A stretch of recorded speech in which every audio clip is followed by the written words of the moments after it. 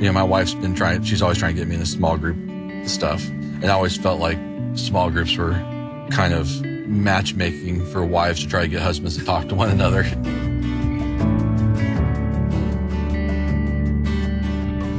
Hey, I'm Jason, and we're about to go meet my buddy Roger. So technically, I actually met him first on Instagram and tracked down one of his books. It's called We Stood Upon Stars. And I realized pretty quickly that it was actually going to make me like a way better friend and then dad and husband. I think when you meet him, you'll feel the same way. So what is it that you catch in this pond? So I've actually not fished here yet, but the guy at the fly shop told me this is where people come to get carp. Oh, really? So it should be pretty fun. Yeah, I haven't done that before. That'll be cool. You tell a bunch of like really fun fishing stories in your book. Is there one of them that's like your favorite?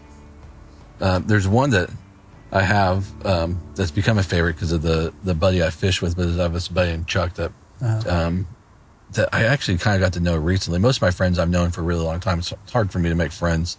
I can be a little bit closed off with that. And so, but this guy Chuck, it's one of those typical things where my wife and his wife were in a Bible study together, and they were kind of like doing the husband matchmaking that our wives love to do. And so she's like, hey, Chuck's super into fishing, and you'll probably like him. I was like, well, what kind of fishing? Because is he a bait fisherman? Is he a fly fisherman? Is he a carp fisherman? Yeah, is he a carp fisherman? So anyways, I get to know this guy Chuck. Cool guy, firefighter. We hit it off a little bit, but still nothing super deep. Just kind of, whatever, just kind of cordial. But we decided to do on this fishing trip together. So I take him up to a spot. He's actually just learned how to fly fish, so I'm going to kind of teach him some things with fly fishing. And I take him to one of my spots. I actually take him to my secret fishing hole, which is, kind of a big step on a first date. But we're going to camp and fish, and he actually hooks into a really big brown. Like I was actually a little mad because I hadn't caught anything, and he brings it all the way up to his to our feet, and he then kind of loses it. But it's kind of my fault actually because I was supposed to go get the net, but I tripped and fell in the water, and so I didn't get the net back in time. So we lost this fish. There's a certain amount of time you just kind of have to put in with a guy before you can kind of open up. But I'd been kind of struggling a little bit with work. I was like trying to figure out how to kind of balance everything that I was doing. We got to the campfire that night, and we were just kind of out in this really cool spot. It was just the two of us, and he's a fireman, so I let him build the fire. And so we started talking. He actually started asking me some pretty poignant questions about how things were going with my wife and, all that. And at first I thought maybe it's a setup, like his wife told him to ask these things because my wife said something at the Bible study. Yeah. But he was just genuine. He's like, he just was genuinely concerned, or, he didn't know if there was something to be concerned about or not, but he was generally just interested in how I was doing. Yeah. So anyways, we just kind of get into it, and it turned out to be just one of those nights where kind of by the end of the night, we'd kind of aired out some things about how I was doing with my marriage, and he was telling me a little about his, and you think about that whole fishing trip, and that was kind of a turning point in some parts of my marriage, and it really took another guy to kind of call me out on that, and it took some time for me to even trust that guy to begin with. Right. So I tell that fishing story.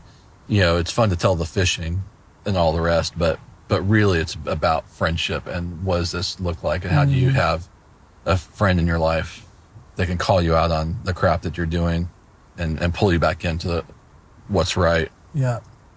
The other thing I really appreciate about him is he really goes with when we go home, he agrees with me that the fish that we caught were always way bigger than they really were. So he's able to kind of keep up the illusion of me being a good fisherman. So that's good. It's hard to make friends that, as we get older, it's just not the same. And so where do you start? Where do you begin? Guys from work perhaps. But small groups are great.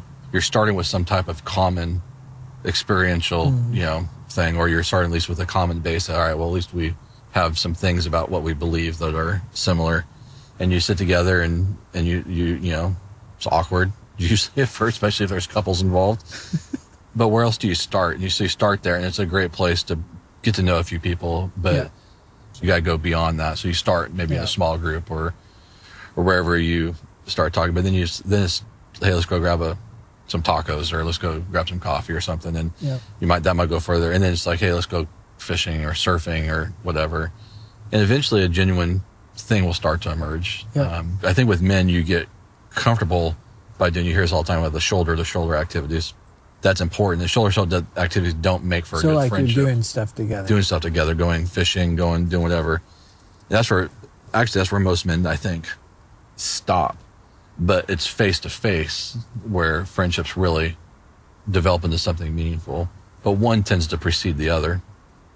So when Chuck and I were talking, one of the things that I was kind of telling him about was just the struggle I was having, feeling like I was very significant, doing anything significant at work.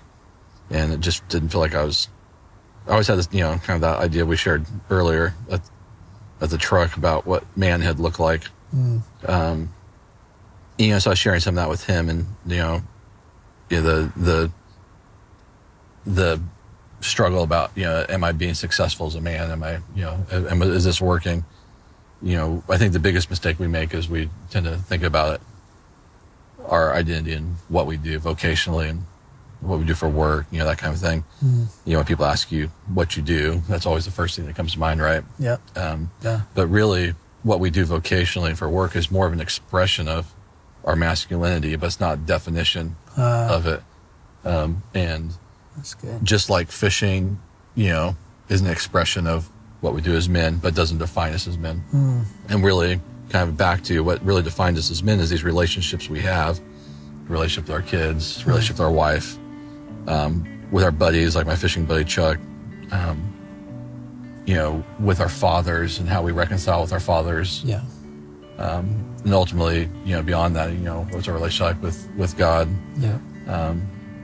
So until we can get those things right and succeed in those things, I don't think we'll ever feel like success as men. Because if we keep measuring by the things that we do, there's always going to be a bigger fish, and there's always going to be a bigger deal. There's always going to be something that will keep us from reaching our full potential as men. The fish that got away. Yeah, exactly. That brown trout that Chuck missed that keeps getting bigger by the year.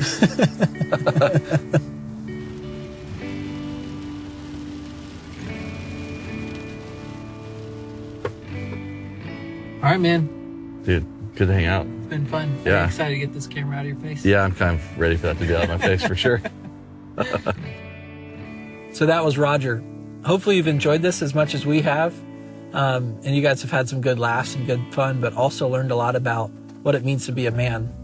It's a lot more about the relationships that we have, that relationship with women, with your wife, with your girlfriend, with your dad, or maybe it's a father figure, a mentor, somebody that you spend time with, you can look up to, the relationships that you have with your kids or with other kids. Maybe you're mentoring somebody. And then obviously those relationships we have with our friends. And of course, it's our relationship to our Heavenly Father, to God, that makes any of this work.